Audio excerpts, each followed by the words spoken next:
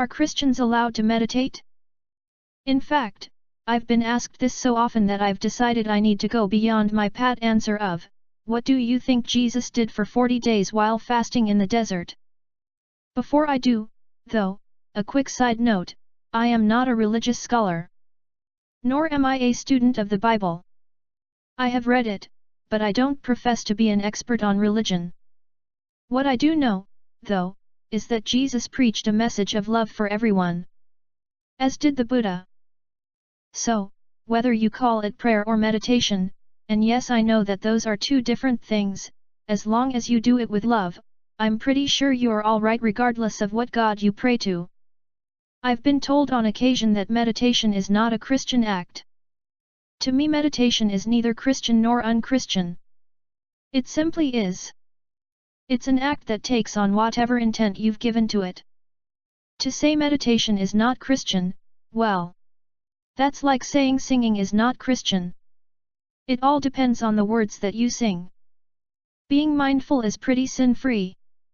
I also know that acting with loving kindness and with compassion is pretty much okay across the board. I am also sure that all three of these ideas are concepts that Jesus Christ approved of. So this Easter, sit, be quiet, and meditate on anything you want. Be it to quiet your mind, or to contemplate life on a higher plane, breathe deep and quiet that voice in the back of your head. Lower your stress and open your spirit to the universe that is all around. Just do it with love and acceptance and equanimity, and I am sure Jesus would smile. That said, if you're looking for something more tangible than my own feelings of acceptance, I point to 2 verses in the Bible and a psalm that discuss meditation. Meditate upon these things, give thyself wholly to them, that thy profiting may appear to all. Timothy 4:15. And when you pray, do not be like the hypocrites, for they love to pray standing in the synagogues and on the street corners to be seen by men. I tell you, they have received their reward in full.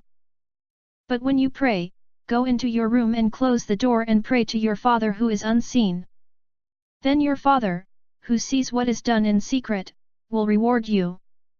And when you pray, do not keep on babbling like pagans, for they think they will be heard for their many words. Do not be like them, for your Father knows what you need before you ask. Matthew 6:5-8. Blessed is the man that walketh not in the counsel of the ungodly, nor standeth in the way of sinners, nor sitteth in the seat of the scornful. But his delight is in the law of the Lord, and in his law doth he meditate day and night. Psalm 1:1-2. Now, scholars can argue ad infinitum about the semantics and meanings behind the word meditation in these verses. But there it is for all to see. For my sake, I read the passage from Matthew and can't help but think that Jesus is teaching us that what he calls prayer is personal, that it is an act of solitude, and it is best done in silence. All things that sound an awful lot of what I do when I sit and breathe and yes, meditate. For those who say Jesus was simply praying to God, then I say, the kingdom of God is within you. Luke 17:21. And know ye not that ye are the temple of God, and that the Spirit of God dwelleth in you? Corinthians 3:16. So if for some reason you find yourself finding resistance in your meditation this Easter, simply smile and know that their mind was already closed before it had a chance to open. After all, you are free to meditate on anything you wish. Yes, even Jesus Christ. I leave that choice up to you.